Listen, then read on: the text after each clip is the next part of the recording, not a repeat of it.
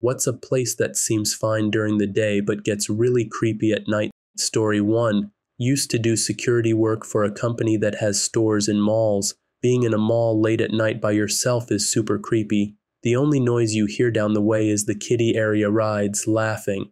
I don't work security in a mall, but I do work in a mall. I've been there until 3 a.m. a few times now because we were setting up a kiosk through the night. It's incredibly creepy, and there are many noises like you described. The only people there are the 2 security guards and my group of 3. All the lights are off, so the only thing lighting the halls are the backlit store signs. I always swear I can hear footsteps when I know the security is at the other end of the mall and on the lower floor. The worst is the back hallways after hours. They're already creepy during normal operating hours. After hours, it feels like you're going to get murdered every corner you turn. Story 2. I used to work for a state medical examiner's office. I worked the second shift with some occasional overnights, and we relatively often had to take trips to either the satellite offices, which were 1.5 hours away from the HQ office in the state capital, one of which was particularly desolate, set back in the woods, and pretty remote. Let me tell you, no matter how often you go there, or how comfortable you are doing that type of job, being in a morgue, alone, at 3:17 a.m. in the morning during a ridiculous thunderstorm is spooky. The wind is knocking tree branches against the autopsy room windows. The primary lights are turned off, so the office is dimly lit except for the red glow of the exit signs. You pull up to the garage doors, and there is one measly light barely illuminating the end of the driveway. No other lights around, surrounded by woods.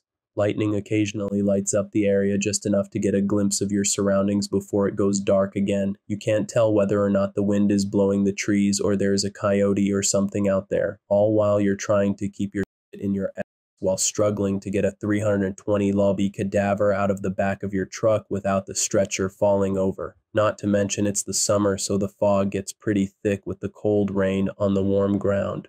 Story 3. I live right next to a disused airfield. It's a square kilometer of completely clear flat land and is really unnerving. There's also the control tower in the center that gets extremely spooky at night. The only way in is to scale the wall and then lower yourself in from the roof through an upstairs window. I should also say that I live in the north of Scotland, where flat land is pretty uncommon at it. A lot of people have asked for pictures, and I will try my best to get some. However, there is a very aggressive flock of birds nesting on the control tower, so I don't know how close I can get.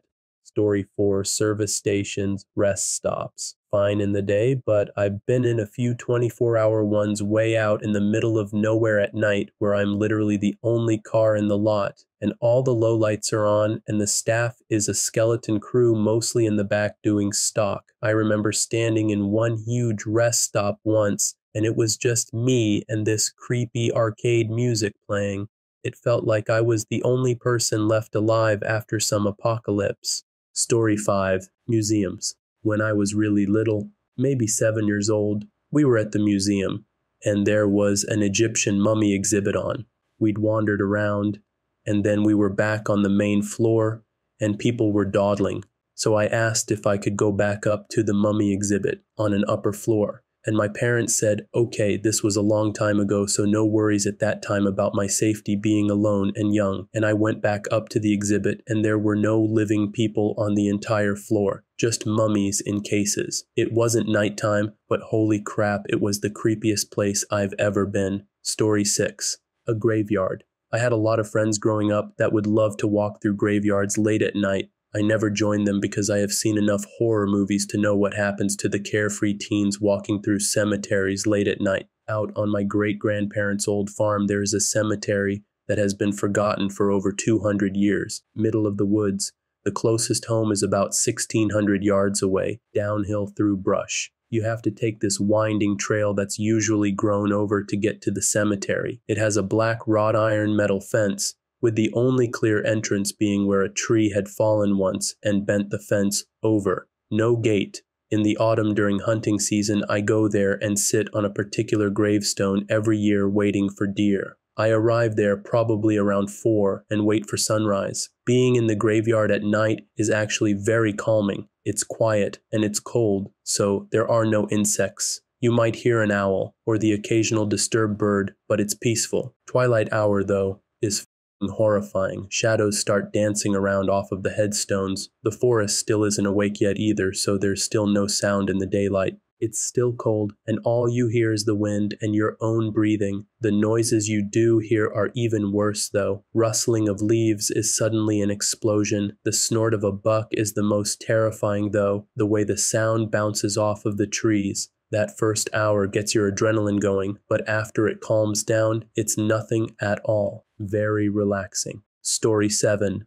I've had to stay behind at my school a few times, usually being one of maybe a dozen or so others by the time I leave. My foster carers always pick me up in a weird area that leaves me walking through different hallways than everyone else, and it never fails to scare me, walking through hallways that are only illuminated by fire exit signs and should have crowds of year 7 screaming but are dead silent. Story 8. The woods. Playgrounds. There's a playground near me that's actually built on the foundations of a tuberculosis sanatorium. My son loves it during the day, but at dusk we skedaddle with you on playgrounds. Work as a parole officer, was out looking for a fellow in a park. He was transient and had been seen there. He was also a offender, not the worst one, but not exactly a good playground guy either. I'm with a partner and we start looking for him, talk to some other transients who snitch on him and tell us his camp is on the other side of the park up against the elementary school. Great. Get there, he takes off. We set a perimeter and get more units there. I jump onto the track team with the dog.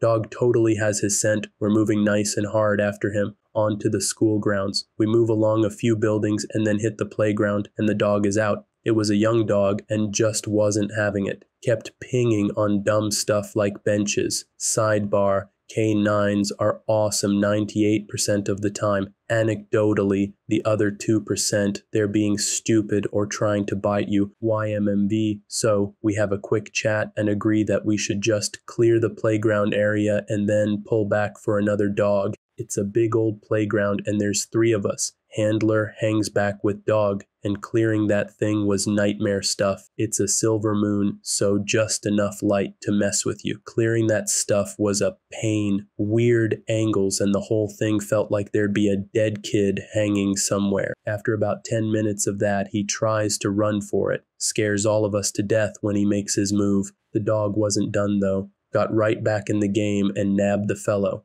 Story 9. This will probably get buried, but rest stops. One of the eeriest places I've ever been is a small rest stop way out in the middle of nowhere in far southeastern Oregon. It was about midnight and in the middle of nowhere. Just flat desert, just sand and some low brush. If you've ever been out by Plush, Oregon, you know what I mean. We were driving down this highway, the only main road for miles, and everything was pitch black. You couldn't see anything out the windows, just pitch black. All we could see was the patch of road in front of us illuminated by the headlights and the occasional suicidal jackrabbit. Finally, we came to a small crossroads with a little building and a parking lot next to it. Nothing else, just one building. We parked and got out, and everything was dead silent. No birds, no animals, no wind, nothing. The surroundings were, again, pitch black, and yet at the same time the sky was clear enough to see thousands of stars. Everything felt so dead and abandoned. Just you and a broken down rest stop alone in the middle of a pitch black, dead, silent desert. It was pretty creepy, but kind of beautiful at the same time. Story 10. Antique shops and secondhand stores. I was the only kid who would work for extra money at my aunt's antique shop after hours, dusting and straightening up and refurbishing the items that came in. It didn't help that it was an old building from the 1800s too. Thumps, whispering, and shadows were normal. Whenever she got in new stock, new things started happening. I was weird and loved it. All my cousins were chickens. Story 11 might be low-hanging fruit here, but theaters. Acting theaters, not movie theaters. For a while I was helping closing up our big local old theater. There's just no way to not assume that place is absolutely haunted. Cement basement hallways. Even if it wasn't dark outside yet, I just knew there were ghosts all around me. Pretty sure no one was ever murdered there, but somehow that place is definitely haunted. I hear you on this one. The theater in my hometown is creepy as hell. I did theater and dance when I was in high school, so I spent plenty of time in the main theater as well as the little adjacent black box theater. There was a huge underground passageway that connected the two and was where all the extra performers got ready for the shows since there wasn't enough room in the dressing rooms upstairs. The green room was also down there as well as a couple of bathrooms. The green room is definitely haunted. There was an upright piano that would start to play on its own. Not a player piano either, we checked. The lights in the bathrooms would turn on and off by themselves. Switch controls, not motion sensors. We would constantly hear the sound of little feet running around through the hallway that connected the theaters. I'll never forget being up in the control room above the stage, shutting down the booth for the night when we heard giggling coming from the stage. We had the door open, the stage was pitch dark, and the giggle sounded like a little kid. My light guy hit the lights, and there was no one on the stage. We were as far as we knew alone in the theater. The director and the actual maintenance guys who were still there were discussing something in the lobby behind where we were. I have more if people are interested. Story 12. Portland. Seriously, I'd walk around as a kid downtown when I was 12 or 13 and take the Max train down there, essentially an electric-powered train on cables, and everything was cool in the daylight hours. It's like a switch gets flipped in that city, even in what seemed like regular neighborhoods during the day. All of a sudden, all the folks selling delicious food truck wares suddenly act aggressive, and people you saw singing or joking with passing folk on the streets are now shifty and inspire a panic unlike many others I have experienced in life. And if you ride the bus, there is a night and day difference between the populace taking the bus in the middle of the day and those taking it after 5 p.m. It's crazy because I used public transit a majority of my life and was so comfortable with people that I could sleep on a bus during the daylight hours and even nighttime hours in other cities. But in Portland, the Keep Portland Weird mantra feels more like don't get shanked and keep your hands on your valuables. Story 13.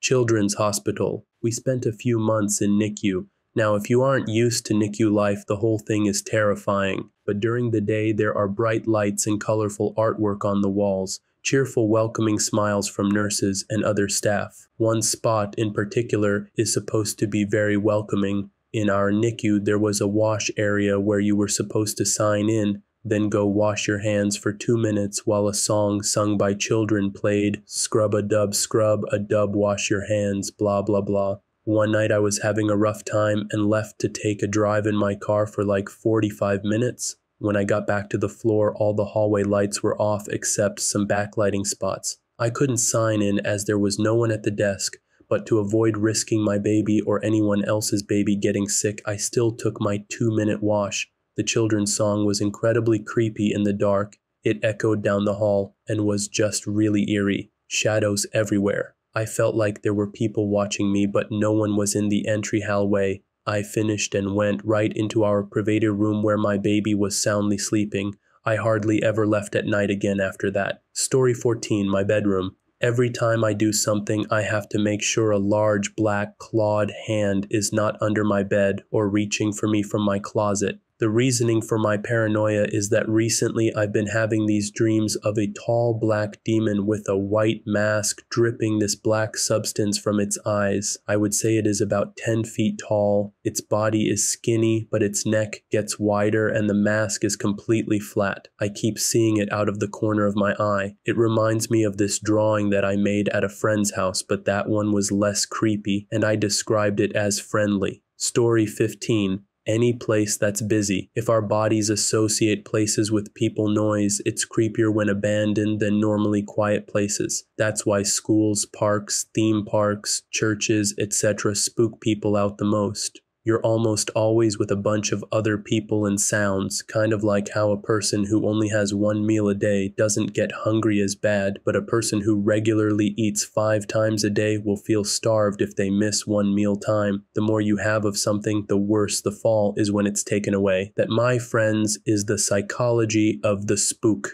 You're welcome. Story 16, a zoo. A lot of them are nocturnal, and you're sometimes unfamiliar with the sounds an animal makes. Not being able to see the cute fluffies, your brain starts to give you misinformation. The reflective eyes of some animals can be creepy too, as you've never seen them in the dark. Also, depending on where the zoo is, the local wildlife are out and about and equally as creepy under cover of darkness. Cranes and herons make it sound like Jurassic Park, and you can't see them. Squirrels and armadillos in the bushes or falling out of trash cans. Snakes that blend in with the cracks and lines of sidewalks. First few weeks can be creepy, and you question the safety of your job, but you get used to it. A personal favorite. I had never heard of goats before. At night, their sounds are f***ing terrifying. I was less afraid of the jaguar. Story 17. One of my elementary school friends, we'll call him C's house. At day, C is very active and stuff, but at night he and his family turn off every light in the house and sleep, so the house is pitch black and completely dead silent at night. I slept over once. C was asleep before me, and I used the laptop to watch How to Basic at 11 p.m. I was told that after I was done with the laptop, I'd have to put it back in the kitchen. I was on the second floor, so I had to walk down the stairs and through several rooms and place the laptop back where it was, not knowing at all where I was walking. It was creepy. Story 18, Uptown in Chicago. Seems nice during the day and then turns into gangster's paradise at night. The Greyhound station nearest the Loop area at 3-4 a.m. is like a weird parallel universe. A friend and I were only planning on being in town for the night, and we're both pretty comfortable with the end of society, so we decided not to get a hotel and just walk around all night until Union Station opened. Fine idea until you have to piss and everything else is closed. It was like how they describe old TB asylums, just bedraggled people with garbage bags of clothes coughing up a storm and buzzing fluorescent lights. We made friends with the dealers outside despite not buying anything, and nobody gave us any trouble. But yeah, even the nicer parts of Chicago are weird as hell at night. Story 19. Baltimore. I guess I'm naive because I'm from Oakland, California, so I assumed I'd be fine. Downtown Baltimore was fine for me during the day, so I went to my friend's hotel room and stayed with them until the sun began to set. Cue 1 a.m. in the morning, and I'm drunk as hell, but hey, my hotel was nearby. I left on my own, but realized how 1920s noir Baltimore was when the streets were empty. Maybe it was because I was drunk, but seeing the wet, empty streets with steam coming out of the sewers freaked me out so much that I began running. I was 21 then too, and a girl. I don't know what I was thinking. Story 20. I work closing shifts at a golf course, and one of my jobs is to lock up the pavilion before I clock out. The pavilion is used to host banquets such as weddings, proms, etc., but at night it's the most unsettling building I've ever been in. Stacked onto the fact that the golf course is in the middle of nowhere and I'm usually the last person there, it gets my blood pumping pretty hard. There have been nights where I literally just won't lock it up because of the unparalleled fear that I get from walking into that dimly lit building. There's also countless stories from multiple co-workers of weird it happening while they were there alone, the sound of general commotion being heard through walls, someone whispering directly into their ear, doors and padlocks swinging for no reason, lights having a mind of their own, etc. And I wouldn't say I'm that spiritual of a person, but when I'm in that building at night, all common sense goes out the window. It's whack. Story 21. The YMCA. Night shift cleaner here. It would be a great place to film horror movies. The one I work at hasn't been remodeled since the 70s, except for tiles and porcelain. It's like an 80s horror movie. The deep black pool in a completely silent, huge room. The child daycare center filled with all the toys and bright colors, but devoid of life, and light gives you the creeps in a way that I can't explain in words. The strangely lit, seemingly endless corridors that twist and turn under the building that give access to the plumbing, boiler room, etc. The strange sounds you hear here. It's always lit like a horror movie no matter what room I go except for the lobby, which is too bright, yet doesn't pierce the darkness of the locker rooms it is connected with. The atmosphere just gives me the creeps, but it gets more terrifying when strange stuff happens. One time, the speakers in the pool started playing music out of nowhere. When I opened the door to the room to investigate, the speakers stopped and went static. I walked towards the control room to turn the speakers off.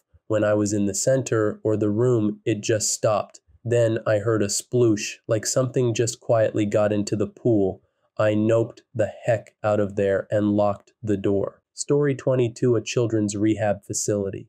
My son had an 80 stay and I would stay there with him overnight. I was not allowed to use the restroom in his room. It was shared with another patient via connected rooms, so I had to make my way down the hall to use the public one. The lights were dimmed at night and everyone's room had beeping machines. The creepy part was the noises that would float out of some of the other patients' rooms. This was a facility that rehabilitated children up to 19 with various health problems. Sick kids can be creepy AF sometimes, it's heartbreaking. Story 23, schools. They're horrifying at night. To be more specific, my high school. The funny thing is there's no difference between night and day in the place because there's no windows or outside doors in many of the hallways. It was built a long time ago, and a lot of areas are huge rooms and smaller but very tall areas that connect hallways. During the day, people gather around the water fountains during class changes, and the commons, huge room I mentioned earlier, is always packed. At night, there are emergency lights that dimly light some hallways, but many of them are only lit by the small windows at the tops of the few tall intersections. A lot of hallways have no windows, and even more are completely isolated. My whole school is in the middle of nowhere surrounded by citrus trees and grass. It feels like what hell looks like. If you're wondering why I've been at the school after hours, there's a few things. Club meetings, the yearly play was at 7 so, and I was there on a Saturday morning, which was very surreal. It's insane. Story 24. While I was doing my PCS move out of North Dakota several weeks back, I passed through a town in, I think, far east Montana. I wasn't running on a whole lot of sleep, and it was the dead of night on a 2-lane highway. All of a sudden, I came up on a stupidly small town that just seemed empty and dead. No lights of any type beyond the vehicle I was driving, no cars that I could see. Just what looked like a few grain silos on one side and a scattering of houses on the other. It just seemed wrong. Looking back, I'm positive I was overreacting in a sleep-deprived state, but that sense of eeriness was pretty potent in the moment. Thankfully, I wasn't in that place for more than a minute.